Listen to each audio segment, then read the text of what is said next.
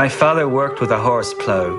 His shoulders globed like a full sail strung between the shafts and the furrow. The horses strained at his clicking tongue.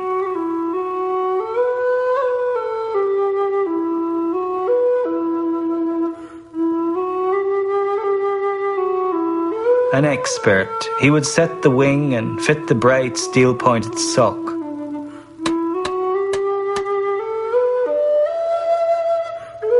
The sod rolled over without breaking.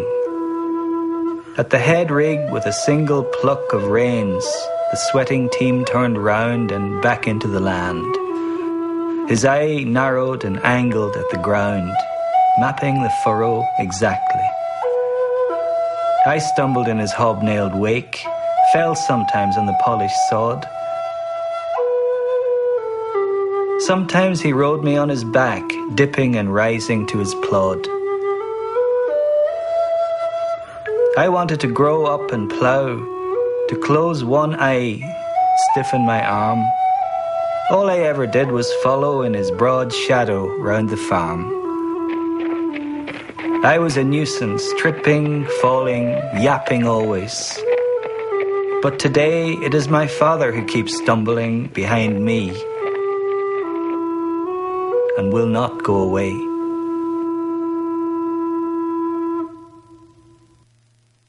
But what really strikes me about this poem is that it's a poem about exactness. In the first half of the poem, in the descriptions of his father ploughing, everything points towards how expert he was at this and how exact and precise it was. As always in Heaney, the language is charged with energy. There's a really rich texture to the words. Every syllable feels weighted and carefully put into place, and you really can't knock a syllable out. He uses words like the wing, the bright steel-pointed sock, the hedge rig, and so on, which are very gritty, kind of technical words. Makes the poem incredibly specific.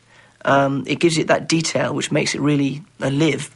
You almost feel that if you followed these instructions, you too would be able to kind of follow in the footsteps of this father who knew how to plough the field and knew how to work the land.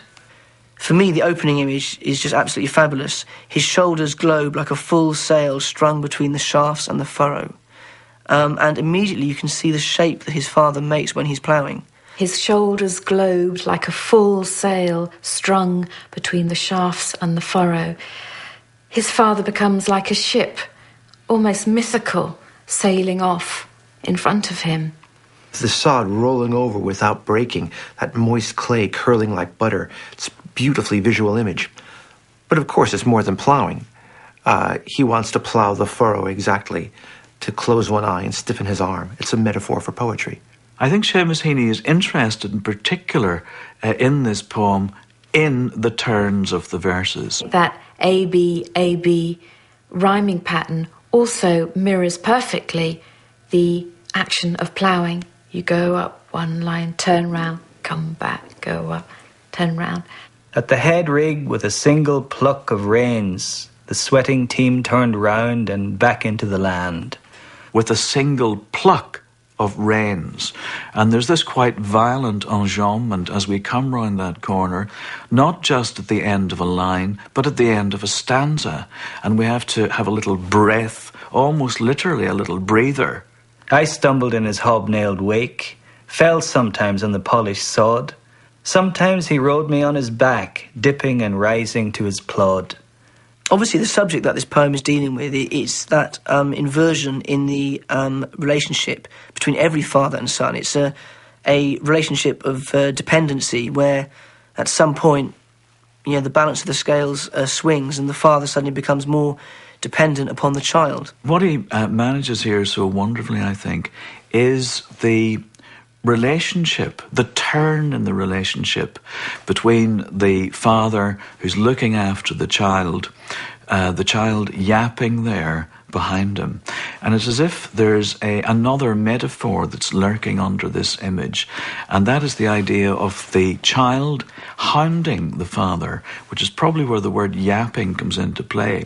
Just as in some sense the father later on will turn out to hound the the boy, now a man. There's an ambiguity in the end there. The lines, "Today it is my father who keeps stumbling behind me and will not go away."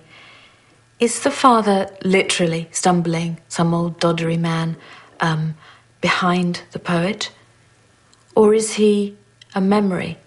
I was a nuisance, tripping, falling, yapping always.